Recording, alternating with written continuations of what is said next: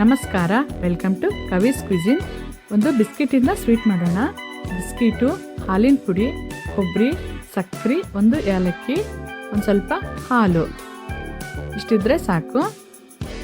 ಈಗ ಒಂದು ಮಿಕ್ಸಿ ಜಾರಿಗೆ ಸಕ್ಕರೆ, ಒಂದು ಏಲಕ್ಕಿ, ಕೊಬ್ಬರಿ ತುರಿ, ಇದು ಒಂದು 2 ಸ್ಪೂನ್ ತೊಗೊಂಡಿದ್ದೀನಿ ಅಷ್ಟೇ. ಈಗ ಇದನ್ನು ನೈಸಾಗಿ ಪೌಡ್ರ್ ಮಾಡ್ಕೊಳ್ಳೋಣ. ಇದು ಪೌಡ್ರಾಗಿ ಚೆನ್ನಾಗಿರಬೇಕು, ತರಿ ಇರಬಾರ್ದು.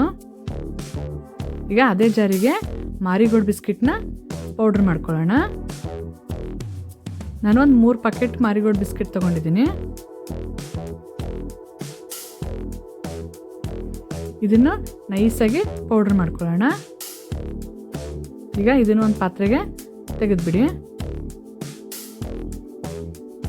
ಈಗ ಎರಡನ್ನ ಮಿಕ್ಸ್ ಮಾಡ್ಕೊಳ್ಳೋಣ.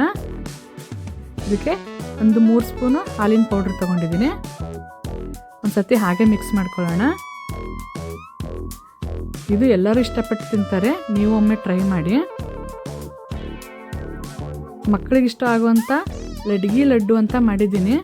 ಅದನ್ನು ಇಲ್ಲಿ ಮೇಲೆ ಕಾಣಿಸುವಂಥ ಐ ಬಟನ್ ಕ್ಲಿಕ್ ಮಾಡಿ ನೋಡ್ಬೋದು. ಇದಕ್ಕೆ ಒಂದು ಸ್ವಲ್ಪನೇ ಹಾಲು ಹಾಕ್ಕೊಂಡು ಮಿಕ್ಸ್ ಮಾಡ್ಕೋಬೇಕು.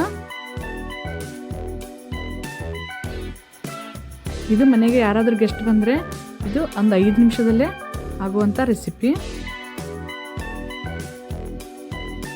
ಇದು ಚಪಾತಿ ಹಿಟ್ಟು ಗಟ್ಟಿ ಕಲಿಸ್ತೀವಲ್ಲ, ಆ ಥರ ಕಲಿಸ್ಕೊಂಡ್ಬಿಡ್ಬೇಕು. ಈಗ ಇದನ್ನು 2 ಉಂಡೆ ಮಾಡ್ಕೋತಾ ಇದ್ದೀನಿ.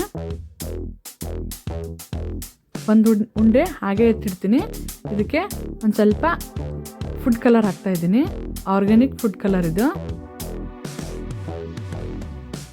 ಇದನ್ನು ಒಂದು ಸತಿ ಚೆನ್ನಾಗಿ ಮಿಕ್ಸ್ ಮಾಡ್ಕೊಳ್ಳೋಣ. ಈ ರೆಸಿಪಿ ಇಷ್ಟ ಆದರೆ ಲೈಕ್ ಮಾಡಿ, ಶೇರ್ ಮಾಡಿ, ಈ ಚಾನಲ್ನ ಸಬ್ಸ್ಕ್ರೈಬ್ ಮಾಡ್ಕೊಳ್ಳಿ. ಈಗ ಒಂದು ಬಟರ್ ಪೇಪರ್ ತೊಗೊಂಡಿದ್ದೀನಿ. ನಿಮ್ಮ ಮನೇಲಿ ಇರಲಿಲ್ಲ ಅಂದರೆ ಒಂದು ನಾರ್ಮಲ್ ಪೇಪರ್ ಇರ್ತಲ್ಲ, ಅದನ್ನು ತಗೊಳ್ಳಿ. ಪ್ಲಾಸ್ಟಿಕ್ ಇದ್ರೇ ಚೆನ್ನಾಗಾಗುತ್ತೆ, ಇಲ್ಲ ಅಂಟೋದಿಲ್ಲ. ಪೇಪರ್ಕಿನ ಪ್ಲಾಸ್ಟಿಕ್ಕೇ ತಗೊಳ್ಳಿ. ಅದಕ್ಕೊಂದು ಸ್ವಲ್ಪ ತುಪ್ಪ ಸವರಿ ಈ ಥರ ಅಗಲ ಮಾಡ್ಕೋಬೇಕು. ಇದನ್ನು ನಿಮಗೆ ಎಷ್ಟು ಎಳೆ ಬೇಕು ಅಷ್ಟು ಮಾಡ್ಕೊಳ್ಳಿ.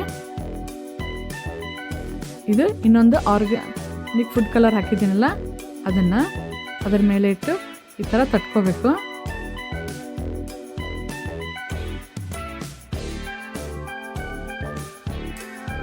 ಈಗ ಎರಡನ್ನ ರೋಲ್ ಮಾಡ್ಕೊಳ್ಳೋಣ.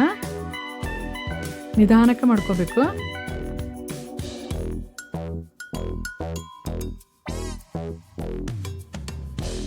ಇದು ಪ್ಲಾಸ್ಟಿಕ್ ಸಮೇತನೇ ಫ್ರಿಜ್ಜಲ್ಲಿ ಇಡಬೇಕು. ಒಂದು 5 ರಿಂದ 10 ನಿಮಿಷ ಇಡಬೇಕು. ಈಗ ಒಂದು 5 ನಿಮಿಷ ಇಟ್ಟಿದ್ದೀನಿ ನಾನು. ನಮಗೆ ಯಾವ ಥರ ಬೇಕೋ ಆ ಥರ ಕಟ್ ಮಾಡ್ಕೋಬೋದು.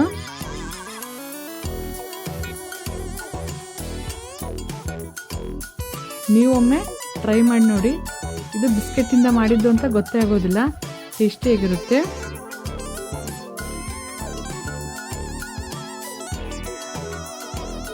ಹೇಗೆ ಅನಿಸ್ತು ಅಂತ ಕಮೆಂಟ್ ಮಾಡಿ. Thank you.